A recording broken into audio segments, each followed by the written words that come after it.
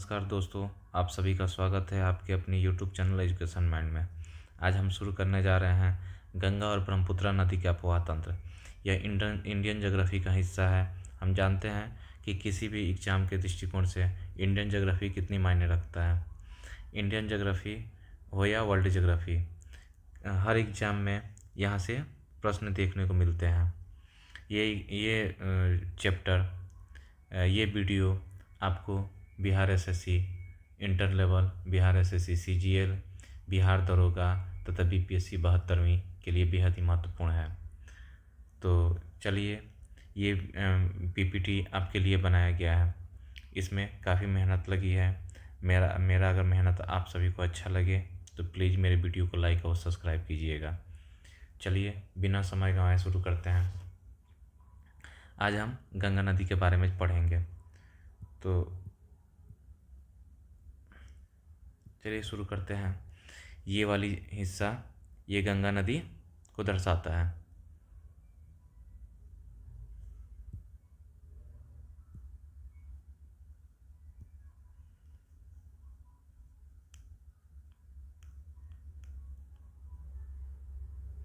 ये वाली हिस्सा गंगा नदी को दर्शाता है।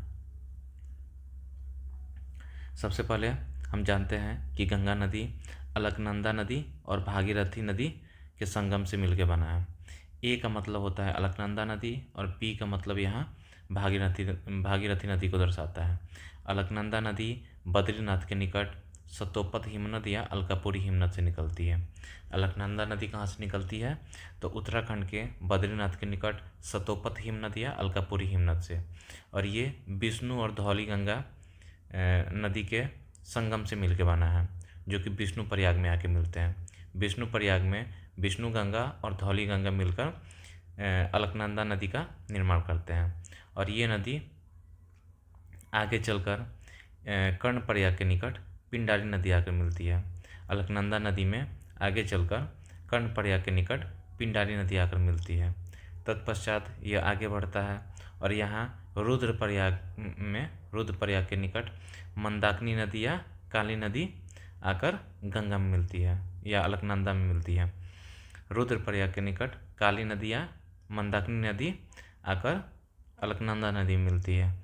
और यह तत्पश्चात आकर देवप्रयाग में भागीरथी नदी में के आकर इसमें मिलती है। ये नदी अलकनंदा नदी देवप्रयाग में भागीरथी नदी से मिलती है और यहीं से गंगा नदी का नाम से यह प्रचलित हो जाती है। तो इसमें प्रश्न देखने वाली चीज़ है कि कहाँ से गंगा नदी का नाम की शुरुआत होता है। अलकनंदा नदी और भागीरथी नदी का संगम देवप्रयाग में होता है और यहाँ से ये नदी गंगा नदी के नाम से विख्यात है। भागीरथी नदी के बारे में बता दें कि भागीरथी नदी उत्तराखंड के उत्तर काशी जिले के गोमुख के निकट गंगोत्री हिमनद से निकलती है। भागीरथी नदी कहाँ से निकलती है? तो उत्तराखंड के उत्तर काशी जिले के गोमुख के निकट गंगोत्री हिमनद से।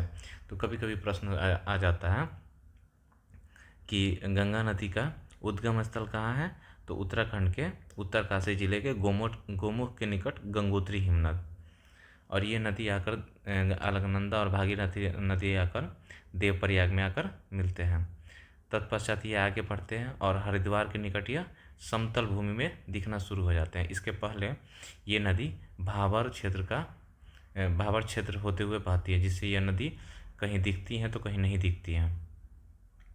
और ये हिमालयी क्षेत्र में बहती है। जैसे यह नदी हरिद्वार में आती है तो यहाँ से यह समतल भूमि में प्रवेश कर जाती है और ये समतल भूमि में प्रवेश करने के पश्चात ये आगे बढ़ती हैं और कन्नौज के निकट इसकी पहली सहायक नदी रामगंगा नदी आकर मिलती है। कौन सी नदी? रामगंगा नदी। इसमें रामगंगा नदी आकर मिलती है। अब रामगंगा नदी के बारे में बताते हैं कि रामगंगा नदी उत्तराखंड के नैनीताल के निकट निकलती है। यानी रामगंगा नदी का उद्गम स्थल कहाँ है? तो उत्तराखंड के नैनीताल। रामगंगा नदी का उद्गम स्थल है उत्तराखंड के नैनीताल। इसके बारे में एक और प्रश्न आता है कि कौन सी नदी है जो जिम कॉर्बेट नेशनल पार्क के मध्य से होकर गुजरती है? कौन सी नदी जिम कॉर्बेट नेशनल पार्क के मध्य से होकर गुजरती है? तो इसका उत्तर है रामगंगा नदी। रामगंगा नदी जिम कॉर्बेट के मध्य होती हुई आकर कन्नौज के निकट गंगा में मिल जाती है। तत्पश्चात ये आगे बढ़ती है और प्रयागराज के निकट गंगा की सबसे बड़ी सहायक नदी, जिसे यमुना के नाम से जाना जाता है, आकर दाहिने छोर से या दक्षिणी छोर से आकर इसमें मिलती है। गंगा नदी में दक्षिणी छोर से यमुना नदी आकर मिलता है। अब यमुना नदी के बारे में बता दें कि यमुना नदी बंदरपूछ जिले के पश्चिमी ढाल के यमुनोत्री हिमनद से निकलता है। यमुना नदी कहाँ से निकलता है या यमुना नदी का उद्गम स्थल कहाँ है? तो उत्तराखंड के बंदरपूछ जिले के पश्चिमी ढाल के यमुनोत्री हिमनद। इस नदी पे, यमुना नदी पे 3 प्रमुख शहर बसे हैं, जैसे कि दिल्ली, मथुरा और आगरा। प्रश्न आता है कि दिल्ली महानगर या मथुरा या आगरा किस नदी के किनारे बसा है? दिल्ली, मथुरा और आगरा किस नदी के किनारे बसा है? तो इसका उत्तर हो जाएगा यमुना। यमुना कुल 1375 किलोमीटर की दूरी तय करती है। यमुना नदी की लंबाई कितनी है? तो 1375 किलोमीटर। इसकी कुछ सहायक नदियां हैं जिसे हम क्रम में याद करते हैं। यमुना नदी की कुछ सहायक नदियां हैं जिसे हम क्रम में याद करते हैं। तो सबसे पहले हो जाएगा चंबल, सिंध, बेतवा, केन। चंबल, सिंध, बेतवा, केन। इसको क्रम में हम याद रखेंगे। चंबल, सिंध, बेतवा, केन। चंबल नदी के बारे में बता दें कि चंबल नदी का उद्गम स्थल एमपी के मऊ के समीप जनपाव पहाड़ी के सिगार चोटी से होती है। चंबल नदी का उद्गम स्थल कहाँ है? एमपी यानी मध्य प्रदेश के मऊ जिले के समीप जनपाव पहाड़ी के सिगार चोटी से। इसकी कुल लंबाई है 995 किलोमीटर। चंबल नदी की कुल लंबाई कितनी है? तो 995 किलोमीटर। इस पे 2 जलप्रपात हैं, जैसे चुलिया जलप्रपात और पुनासा जलप्रपात। चंबल नदी पर 2 जलप्रपात बने हैं। कौन से जलप्रपात? चुलिया जलप्रपात और पुनासा जलप्रपात, जो कि राजस्थान राज्य में है। प्रश्न आता है कि चुलिया जलप्रपात किस नदी पे बना है? तो हम बता देंगे कि चंबल नदी। या पुनासा जलप्रपात किस नदी पे बसा है या बना है? तो हम बता देंगे कि चंबल नदी पे। एक प्रश्न आता है कि कोटा किस नदी के किनारे है? तो कोटा हो जाएगा चंबल नदी के किनारे। कोटा किस नदी के किनारे है? चंबल नदी के किनारे। इस पे 3 जलाशय हैं जो बेहद ही विख्यात है। इस पे पहला जलाशय है गांधी सागर जलाशय, जो कि एमपी राज्य में पड़ता है। पहला जलाशय कौन सी है? गांधी सागर जलाशय, जो कि एमपी राज्य में पड़ता है। वही दो जलाशय हैं, राणा सागर जलाशय और जवाहर सागर जलाशय। राणा सागर जलाशय और जवाहर सागर जलाशय ये किस राज्य में पड़ता है? तो ये पड़ता है राजस्थान में। राणा सागर जलाशय और जवाहर सागर जलाशय कहाँ है? राजस्थान में। इसके बाद आता है चंबल की दूसरी सहायक नदी सिंध। फिर आता है केन। ये यमुना की दूसरी सबसे बड़ी सहायक नदी है, जिसकी कुल लंबाई है 480 किलोमीटर। इसका उद्गम स्थल एमपी के रायसेन जिला के कुमार गांव के समीप विंध्याचल पर्वत श्रेणी से होता है।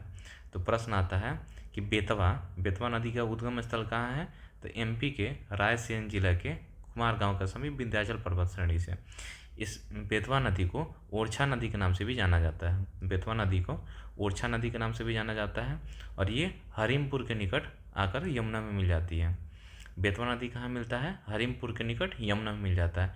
जबकि चंबल नदी कहाँ मिलता है? तो चंबल नदी इटावा से 38 किलोमीटर दूर आकर यमुना में मिलता है। चंबल नदी इटावा से 38 किलोमीटर दूर आकर यमुना में मिलता है। चंबल हो गया, सिंध हो गया, बेतवा हो गया और केन नदी इसकी यमुना की सहायक नदी है। इसके बाद प्रयागराज के बाद गंगा नदी आगे बढ़ती है और गाजीपुर के निकट इसमें गोमती नदी आकर मिलती है। तो प्रश्न आता है कि गोमती नदी कहाँ पे गंगा में मिलती है? तो यहाँ उत्तर हो जाएगा गाजीपुर में। गोमती नदी गंगा में कहाँ आकर मिलता है? तो गाजीपुर में। गोमती नदी का उद्गम स्थल कहाँ है? पीलीभीत जिला। उत्तर प्रदेश के पीलीभीत जिला में गोमती नदी का ओरिजिन है, उद्गम होता है और ये लखनऊ के किनारे, लखनऊ जौनपुर होते हुए गाजीपुर में आकर मिल जाता है। तो कभी कभी प्रश्न आता है कि लखनऊ किस नदी के किनारे बसा है, तो हम बता देंगे गोमती नदी। जौनपुर किस नदी के किनारे बसा है, तो गोमती नदी। गाजीपुर भी गोमती और यमुना के संगम पर बसा है, गोमती और गंगा के संगम पर बसा है। तो लखनऊ और जौनपुर गोमती नदी के किनारे बसा है। ऐसे ही गाजीपुर से जब यह नदी गंगा नदी आगे बढ़ेगी तो बिहार और यूपी के बीच एक नदी बॉर्डर बनाती है, जिसे हम घाघरा, करनाली या कैरियोला कहते हैं। घाघरा, करनाली या कैरियोला कहते हैं। ये पश्चिम के तरफ, घाघरा नदी के पश्चिम के तरफ बलिया जिला है जो कि उत्तर प्रदेश में पड़ता है, जबकि पूरब के तरफ सारण जिला है जो कि बिहार में पड़ता है। और ये सारण में ही गंगा नदी में आकर ये घाघरा नदी आकर मिलती है। सारण जिले में ही घाघरा नदी आकर गंडक में मिलती है। यहाँ इस जगह का नाम बोलते हैं रेविलगंज। सारण के रेविलगंज में घाघरा नदी आकर गंगा में मिलती है। घाघरा नदी के बारे में बता दें कि घाघरा नदी के 3 नामों से जाना जाता है: घाघरा, करनाली, कैरियोला। घाघरा, करनाली, कैरियोला। घाघरा नदी का उद्गम स्थल है नेपाल के मापसा तुंग हिमनद से। घाघरा नदी का उद्गम कहाँ होता है? नेपाल के मापसा तुंग हिमनद से। घाघरा नदी शिवालिक को पार करती है और शिव पानी नामक स्थान पे एक गर्ज का निर्माण करती है। घाघरा नदी शिवालिक को पार करती है और शिव पानी में एक गर्ज का निर्माण करती है। घाघरा के सहायक नदियां हैं जैसे सरयू नदी, चौकिया नदी। घाघरा की कौन कौन सी सहायक नदी है? सरयू नदी, चौकिया नदी। कभी कभी पूछता है कि घाघरा नदी को अन्य किस नाम से भी जाना जाता है, तो सरयू नाम से भी गंगा नदी को, घाघरा नदी को जाना जाता है। घाघरा सरयू नदी के किनारे बसा शहर को क्या कहते हैं? अयोध्या। सरयू नदी के किनारे बसा शहर को क्या कहते हैं? अयोध्या। घाघरा नदी के एक प्रमुख सहायक नदियों में एक नदी है शारदा नदी या काली नदी। घाघरा नदी के प्रमुख सहायक नदियों में एक शारदा नदी या काली नदी है, जो कि घाघरा नदी के दाहिना छोर से आके मिलता है। घाघरा नदी के दाहिना छोर से आके मिलता है शारदा नदी या काली नदी। बहराम घाट जगह पे शारदा या काली नदी आकर घाघरा नदी में मिल जाता है। अब शारदा नदी या काली नदी के बारे में बता दें कि शारदा या काली नदी कही है कुमायूं हिमालय के मिलाम हिमनद से निकलता है। शारदा या काली नदी कहाँ से निकलता है? कुमायूं हिमालय के मिलाम हिमनद से। और ये इंडिया और नेपाल के बीच सीमा बनाती है। प्रश्न आता है कि कौन सी नदी इंडिया और नेपाल के बीच सीमा बनाती है, तो इसका उत्तर हो जाएगा शारदा या काली नदी। कुछ समय पहले ये शारदा नदी या काली नदी को लेकर ही भारत और नेपाल में विवाद हुआ था। घाघरा नदी की कुल लंबाई 1080 किलोमीटर है। घाघरा नदी की कुल लंबाई कितना है? 1080 किलोमीटर। फिर यह नदी आगे बढ़ती है और दानापुर के निकट एक नदी आकर मिलती है जिसे हम सोन नदी कहते हैं। जैसे ही यह दानापुर के निकट आती है, गंगा नदी दानापुर के निकट आती है, तो ये एक सोन नदी आकर इसमें दक्षिणी छोर से मिलती है। अब सोन नदी के बारे में बता दें कि सोन नदी का उद्गम स्थल अमरकंटक पठार से हुआ है। सोन नदी का उद्गम स्थल कहाँ से है? अमरकंटक पठार से। और इसकी कुल लंबाई है 780 किलोमीटर। सोन नदी की कुल लंबाई है 780 किलोमीटर और ये दानापुर के निकट आकर गंगा में मिल जाती है। इसके बाद उत्तर की तरफ से प्रमुख सहायक नदियों में नाम आता है गंडक नदी का। गंडक नदी ये रहा गंडक नदी। गंडक नदी जो कि नेपाल से निकलती है, इसको नेपाल में शालिग्राम के नाम से जाना जाता है। गंडक नदी को नेपाल में शालिग्राम के नाम से जाना जाता है, जबकि मैदानी भाग में इसे नारायणी के नाम से जाना जाता है। शालिग्राम नाम इसका, यहाँ एक गोल पत्थर पाया जाता है जिसे शालिग्राम के लोग कहते हैं। इसी कारण इस नदी को शालिग्राम के नदी के नाम से भी जाना जाता है। गंडक नदी के सहायक नदियों में काली गंडक, त्रिशूली इसकी सहायक नदी है। गंडक नदी के सहायक नदी काली गंडक और त्रिशूली का नाम आता है। गंडक नदी की कुल लंबाई भारत में 425 किलोमीटर है। गंडक नदी की कुल लंबाई भारत में 425 किलोमीटर है। ये सोनपुर और हाजीपुर के मध्य बहती हुई पटना पटना के समीप या हाजीपुर के समीप आकर गंगा में मिल जाती है। गंडक नदी कहाँ के मिलता है, तो कभी कभी प्रश्न में उत्तर आता है सोनपुर के निकट, कभी कभी हाजीपुर के निकट, या आकर गंगा में मिल जाती है। इसी के गंगा नदी के किनारे बसा शहरों में सबसे पहले आता है हरिद्वार, कन्नौज, प्रयागराज, फिर आ गया गाजीपुर, दानापुर, पटना, हाजीपुर, ये सब गंगा नदी के किनारे बसा शहर है। बिहार में बहने वाली अंतिम गंगा नदी में मिलने वाली अंतिम नदियों में एक आता है कोसी नदी, जिसे बिहार का शोक भी कहा जाता है। कोसी नदी को बिहार का शोक कहा जाता है। इसकी उद्गम स्थल नेपाल के गोसाईनाथ चोटी से हुआ है। कोसी का उद्गम स्थल कौन सा है, नेपाल के गोसाईनाथ चोटी।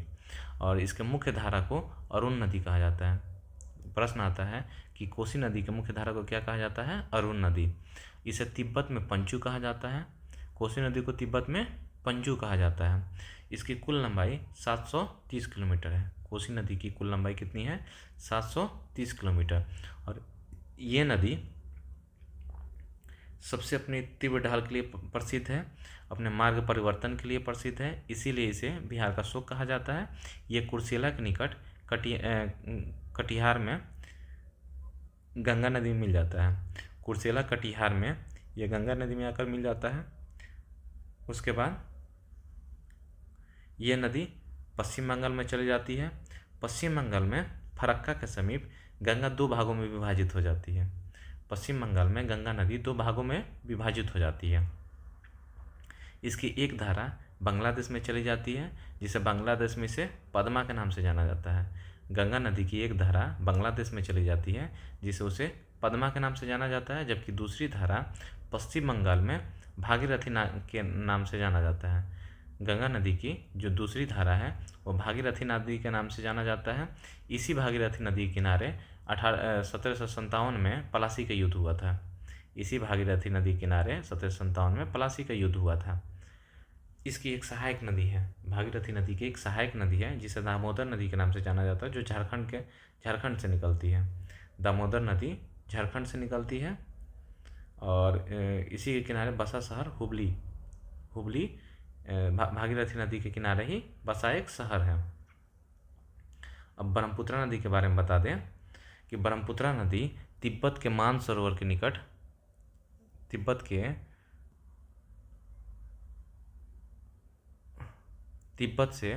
तिब्बत के मानसरोवर जलाशय से दक्षिण पूर्व में 80 किलोमीटर दूर, तिब्बत के मानसरोवर के दक्षिण पूर्व 80 किलोमीटर दूर एक चेमा युंगडुंग जलाशय है। कौन सा जलाशय, चेमा युंगडुंग जलाशय या ग्लेशियर।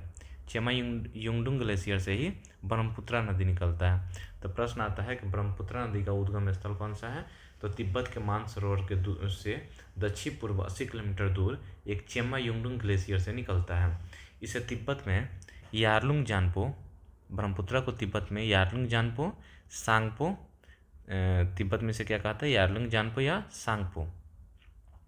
इसे अरुणाचल प्रदेश में दिहांग, जबकि असम में ब्रह्मपुत्रा और बांग्लादेश में जमुना के नाम से जाना जाता है, जिसे हम आगे इसके बारे में व्याख्या करेंगे। तिब्बत की कुल लंबाई है 2900 किलोमीटर। तिब्बत की कुल लंबाई कितनी है, 2900 किलोमीटर, जबकि भारत में इसकी कुल लंबाई है 1916 किलोमीटर। प्रश्न आता है कि तिब्बत की कुल लंबाई कितनी है, तो 2900 किलोमीटर, जबकि भारत में उसकी ब्रह्मपुत्रा की कुल लंबाई कितनी है, तो 1916 किलोमीटर। ब्रह्मपुत्रा नदी हिमालय के उत्तरी छोर से होती हुई किनारे होती हुई ये भारत में अरुणाचल प्रदेश में यापयांग दर्रा के सहारे भारत में प्रवेश करता है। तो प्रश्न आता है कि ब्रह्मपुत्रा नदी किस दर्रा से होकर अरुणाचल प्रदेश होते हुए भारत में प्रवेश करती है, तो इसका उत्तर हो जाएगा यापयांग दर्रा। अरुणाचल प्रदेश के यापयांग दर्रा से ब्रह्मपुत्रा नदी भारत में प्रवेश करती है। इसे अरुणाचल प्रदेश में दिहांग नदी के नाम से जाना जाता है। इसकी कुछ सहायक नदियां हैं, जिसे हम क्रम वाइज याद करेंगे। इसकी बाएं छोर से मिलने वाली नदियों में, सहायक नदियों में दिबांग, लोहित और धनसिरी है। बाएं छोर से मिलने वाली नदियों में दिबांग, लोहित और धनसिरी है। जबकि दाहिने छोर से मिलने वाली नदियों में सुबनसिरी, कामेंग, मानस और तीस्ता नदी है। सुबनसिरी, कामेंग, मानस और तीस्ता नदी है। इसे हम क्रम वाइज याद करेंगे। सबसे पहले दिबांग नदी आकर मिलती है, फिर लोहित नदी, फिर सुबनसिरी नदी, फिर धनसिरी नदी, फिर कामेंग, फिर मानस, फिर तीस्ता नदी। तीस्ता नदी का उद्गम स्थल सिक्किम राज्य में है। तीस्ता नदी का उद्गम स्थल कहाँ है? सिक्किम। यहाँ एक लेप्चा जनजाति पाई जाती है। तीस्ता नदी आकर बांग्लादेश में जमुना में मिल जाती है। मैंने जैसे बताया था कि ब्रह्मपुत्रा को बांग्लादेश में जमुना के नाम से जाना जाता है, तो तीस्ता नदी आकर जमुना में मिल जाती है। और ये जमुना नदी पद्मा, जो कि गंगा के नाम से जाना जाता है, दोनों आकर आपस में मिलते हैं। और तत्पश्चात आगे बढ़ने के बाद इसमें मेघना नदी आकर मिल जाती है, और इसकी सम्मिलित सभी धाराओं को हम मेघना नदी के नाम से जानते हैं। अब मेघना नदी के बारे में बता दें कि मेघना नदी का एक प्रमुख सहायक नदी है बराक नदी। मेघना नदी की प्रमुख सहायक नदी कौन सी है? बराक नदी। बराक नदी का उद्गम स्थल मणिपुर के माउंट जानपो पहाड़ी से होता है। बराक नदी का उद्गम स्थल कहाँ हुआ है? मणिपुर के माउंट जानपो पहाड़ी से। और ये बराक नदी मणिपुर से निकलकर बांग्लादेश में आकर मेघना नदी मिलती है, और मेघना नदी आकर गंगा और यमुना के सम्मिलित धारा में मिल जाती है। तत्पश्चात इनके सभी धाराओं की जो सम्मिलित धारा है, इसको हम मेघना नदी कहते हैं। और मेघना नदी के नाम से ही ये बंगाल के खाड़ी में गिर जाता है। तो प्रश्न आता है कि गंगा और ब्रह्मपुत्रा किस नाम से बंगाल के खाड़ी में गिरती है? तो मेघना। गंगा और यमुना की सम्मिलित धारा किस नाम से बांग्लादेश में गिरती है, बंगाल के खाड़ी में गिरती है? तो उत्तर हो जाएगा मेघना। ये जो लाइट कलर का, जो रेड कलर का जो डिनोट किया गया है, ये वाला हिस्सा है बांग्लादेश। तो एक बार हम शुरू से अंत तक इसे देख लें। अगर इसे आप लोग स्क्रीनशॉट लेना चाहते हैं तो ले सकते हैं। स्क्रीनशॉट ले लें ताकि इसे बार बार और इस वीडियो को बार बार देखें, ताकि एक बार में गंगा और यमुना के अपवाह तंत्र, गंगा और ब्रह्मपुत्रा की अपवाह तंत्र के बारे में आपको विस्तृत जानकारी हो जाए। इसमें गंगा की जितनी भी सहायक नदियां हैं और उन सहायक नदियों का उद्गम स्थल कहाँ है, तथा उनकी सहायक नदियाँ कौन कौन सी हैं, और इसके किनारे बसा कौन कौन सा शहर है, इसकी लंबाई कितनी है। अब बता दें कि गंगा की कुल लंबाई है 25 किलोमीटर। गंगा की कुल लंबाई कितनी है? 25 किलोमीटर। तो इनकी जो भी सहायक नदियाँ उनके बारे में हम बता देते हैं। इन पे कौन कौन सा शहर बसा हुआ है, कौन सी नदियाँ के उद्गम स्थल कहाँ है, और ये कहाँ पे आके मिलती हैं, किस क्रम में ये नदियाँ, ये सहायक नदियाँ आकर गंगा में मिलती है, दक्षिण से कौन कौन सी नदियाँ आकर मिलती है, उत्तर से कौन कौन सी नदियाँ आकर मिलती है। इस तरह हम सारी नदियों को अपने माइंड में एक तरह से सेट कर लेंगे, और जब भी इस तरह की प्रश्न आएगी हम बिना देखे इस सारे सवालों को हम हल कर देंगे। मेरा ये प्रयास आपको अच्छा लगा तो इस वीडियो को लाइक और सब्सक्राइब कीजिए, ताकि मेरा मनोबल बढ़े और ऐसे ही हम वीडियो लाते रहें। इसमें 2 और वीडियो आएंगी, जैसे सिंधु नदी के अपवाह तंत्र के बारे में, और फिर दक्षिण भारत की जितनी भी दक्षिण भारत की जो भी नदियां हैं उनके अपवाह तंत्र के बारे में। तो इसे लाइक और सब्सक्राइब कीजिए। Thank you.